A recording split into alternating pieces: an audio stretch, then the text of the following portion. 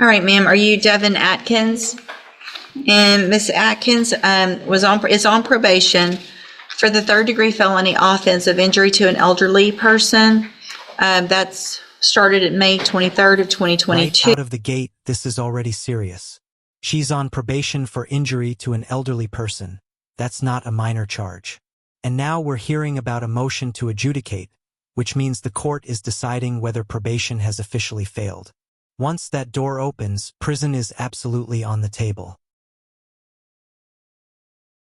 3rd of 2022, there was a motion to adjudicate probation filed. She entered pleas of true to counts 4 and 5. Does the state have testimony with regard to counts 1, 2, and 3? Yes, if the court would like. Yep, I think I would. Young man called, Ms. Shakita Cole. Yes, ma'am. Good morning, Ms. Cole. Would you please raise your right hand?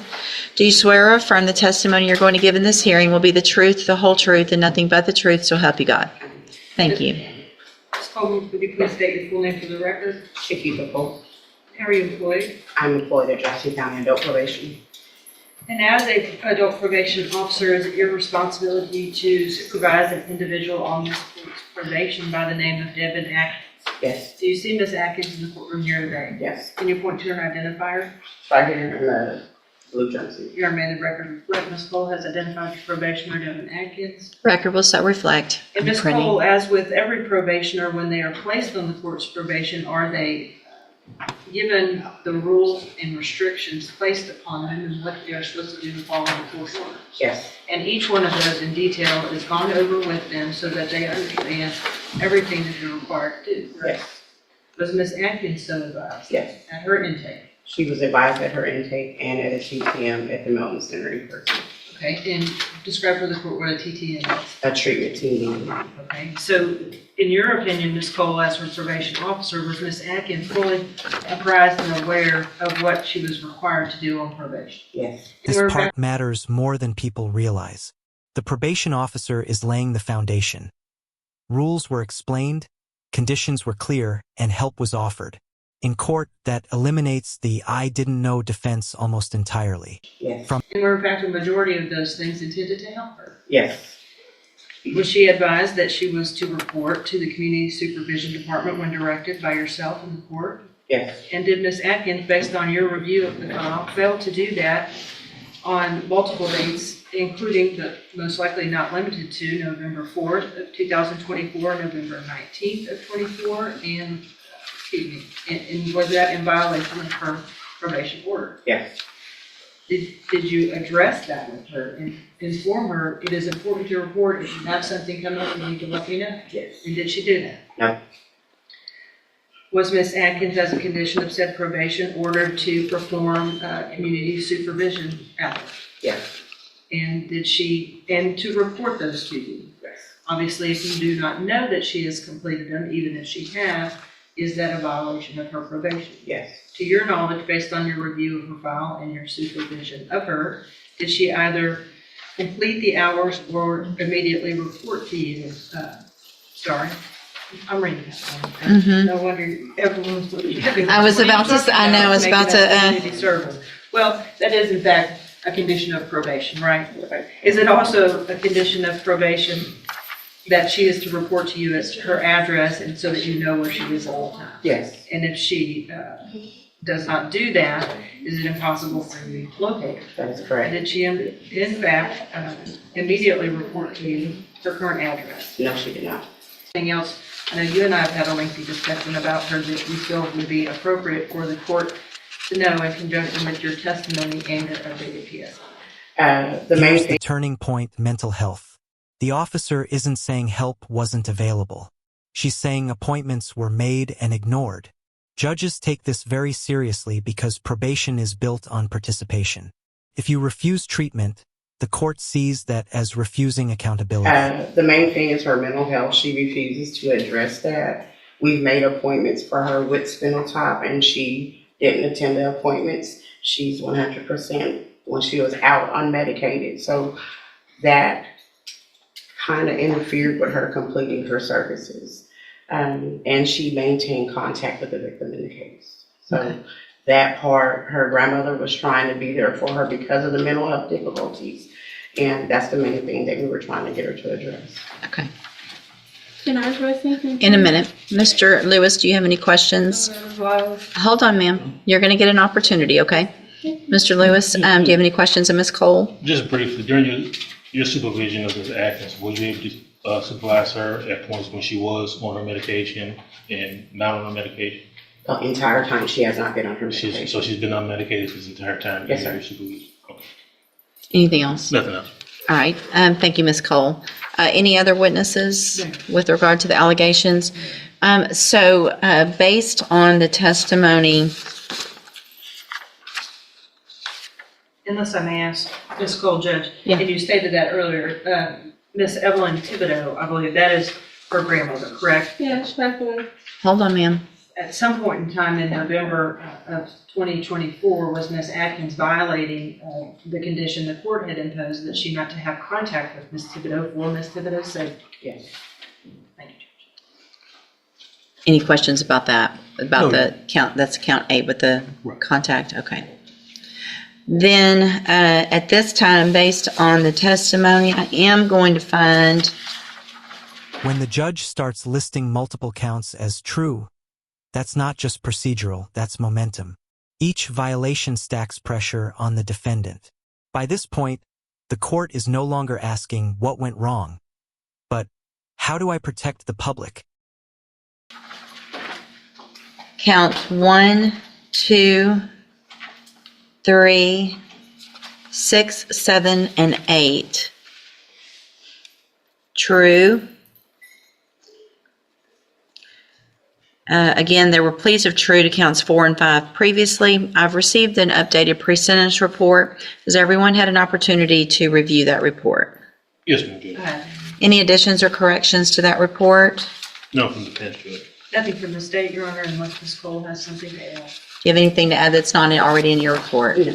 So the main thing I want to make sure, Ms. Cole, I have a notation here to ask is, you guys were aware of mental health issues and had opportunities for Ms. Atkins to participate in mental health services. Is that correct? I made the appointments myself for her. Okay. All right. Argument, Mr. Lewis? Well, Judge, I think definitely from the updated PSI we have, as well as I think there was some issues from the jail. If you look at those issues and activity, I think that goes directly to her mental health state. Unfortunately, she has not been on a mental health caseload. I think that definitely would benefit her, as well as, being able to take advantage of any services that spinal-type MHMR may have, or any programs that probation deems appropriate for her. I have had conversations with her, and meaningful conversations with her, where she has addressed to me her desire to take advantage of those activities if those available to me. She did understand that she had the safety opportunity. It didn't go well, but I don't think the mental health issues were addressed, mainly just substance abuse at that point. I think if we can get a handle on that, or get some work done with her to address the mental health issues, I think she'll do a lot better in this situation and be able to complete this I assessment. mean, it's hard when Hold on. someone's not taking patients. Well, it sounds like you had appointments that you missed that Ms. Cole made for you. Did she go to regular Safe P or special? No. Hold on. Special needs. So she's already been to special needs Okay. Safe P. So that was a whole 6 months plus aftercare of drug and mental health help. So Ms. Atkins, the problem is you're being given all the opportunities. Yeah, but like I said, I don't know if I told you, I had an appointment in Port Arthur because I cannot get into Bowman. They're not taking new patients. So you had an appointment that Ms. Cole set for you, at least one, how many? Yeah, but it's not for medicine. It's for psycho. I'm not a psycho. I don't have those problems. I mean, some people do that. I don't know. Well, you obviously we don't know what you need because you won't even go do the evaluation. That it sounds like you haven't been on medication that would be what? Evaluation where? At Spinal Top. That's what I'm telling you. That's not, I don't have that. I'm not a psychopath. That is for, It's psychopath. Nobody's saying you're a psychopath.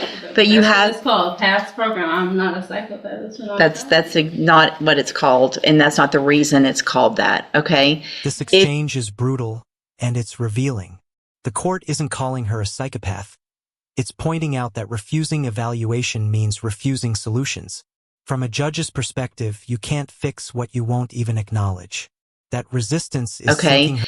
if you had gone to your appointment and talked to them, then you would know what that was for. And you would know that it was meant to help you so that you could get on medication, stabilize, and not have the issues that you've been having. I'm going to find that you previously entered your, I'm sorry, Ms. Malfino, did you have anything to add?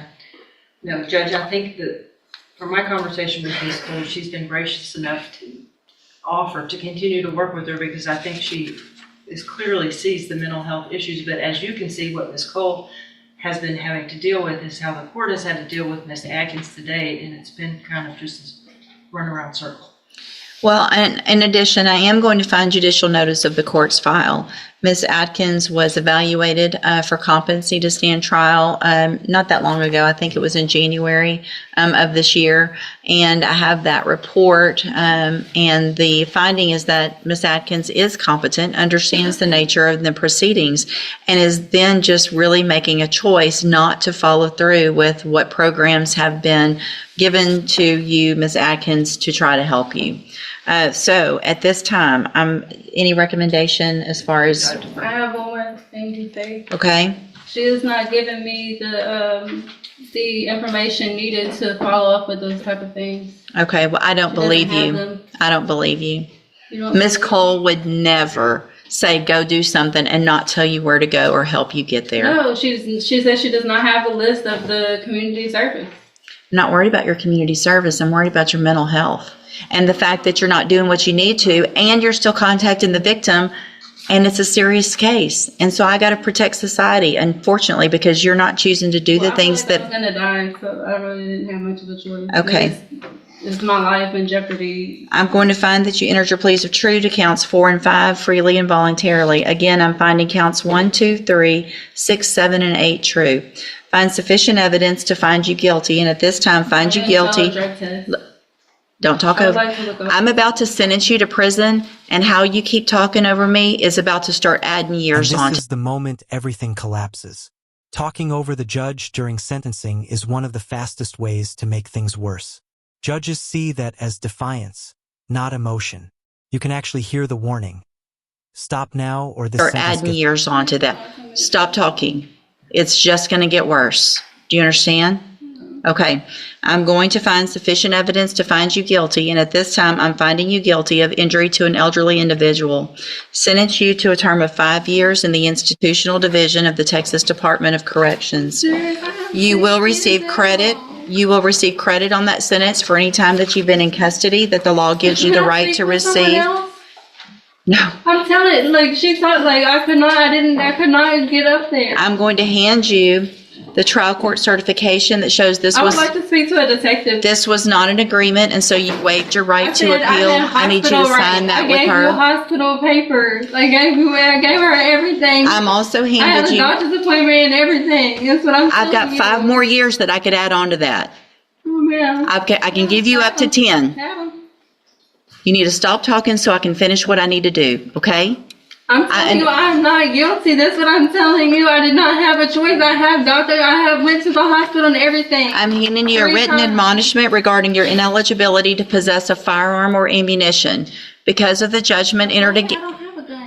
I'm not, just listen to what I'm saying. If you'll listen for a minute, you'll understand. Because of the judgment entered against you, you're ineligible under Texas law to possess a firearm or ammunition. I don't have a gun, man. Good, then you You're talking don't- to the wrong person. I'm Devin Atkins. I don't have a gun. I'm required No, to I'm read that telling to you, I everyone. don't know what you're talking about. I don't have a gun. Good, then you don't have to worry about that. Go back with the bailiff. Thank you.